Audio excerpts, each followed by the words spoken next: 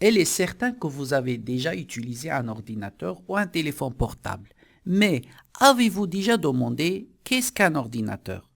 Comme vous êtes des débutants dans le domaine de la programmation informatique, je vais répondre à plusieurs questions dans ce chapitre. C'est quoi l'ordinateur? C'est quoi les composants de cet ordinateur? Et pourquoi les ordres sont écrits en 0 et 1? Je ne vais pas entrer dans les détails techniques pour rester simple et clair. Un ordinateur est une machine électrique capable d'exécuter un programme qui comprend une série d'opérations compréhensibles par cette machine. Ce programme est écrit à l'avance par un programmeur. Le nom ordinateur a été choisi par le département marketing de la société IBM pendant la commercialisation de son ordinateur. C'est un nom choisi à l'aide d'un professeur universitaire spécialisé en histoire des langues, car le vrai nom de l'ordinateur vient de l'anglais computer, en français calculateur.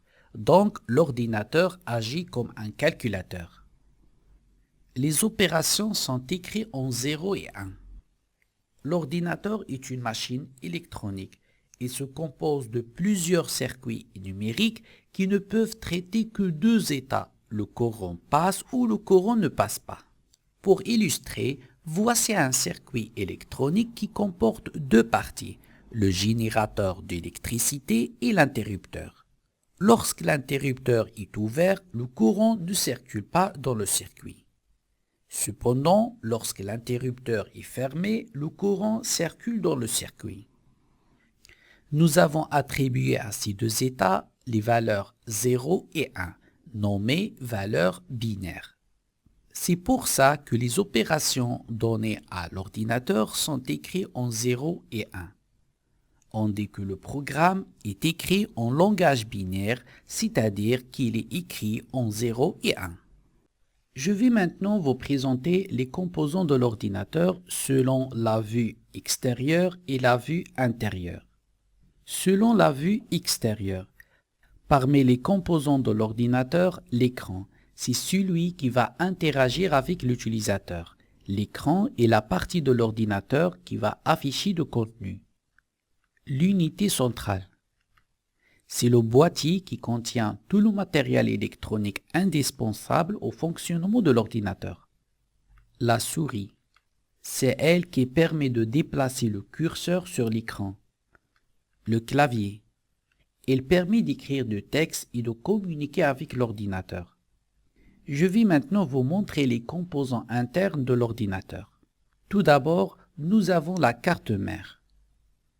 C'est une plaque qui contient un circuit imprimé sur lequel sont fixés les composants électroniques principaux de l'ordinateur. Le disque dur, c'est la mémoire de l'ordinateur et il est chargé de stocker des données informatiques. La mémoire vive. Elle est également appelée RAM, Random Access Memory. Cette mémoire est utilisée par le processeur. Elle stocke les données durant son traitement. La carte graphique. Il gère l'affichage de l'ordinateur. Il décharge le processeur de cette fonction d'affichage. La carte son. Il gère tous les sons de l'ordinateur, aussi bien en entrée qu'en sortie. Et dernièrement, le processeur. Il s'appelle aussi CPU, Central Processing Unit.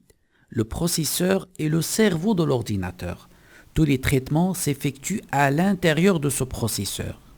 Ce processeur permet de faire trois choses: lire les données en mémoire, traiter les données et écrire des données en mémoire.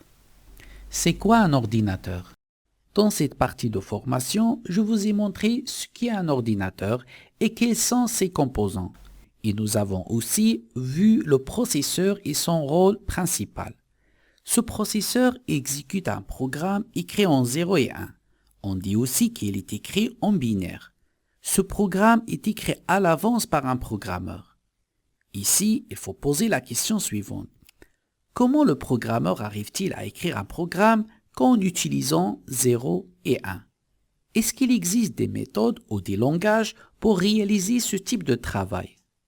Je vais répondre à ces questions dans les prochains chapitres.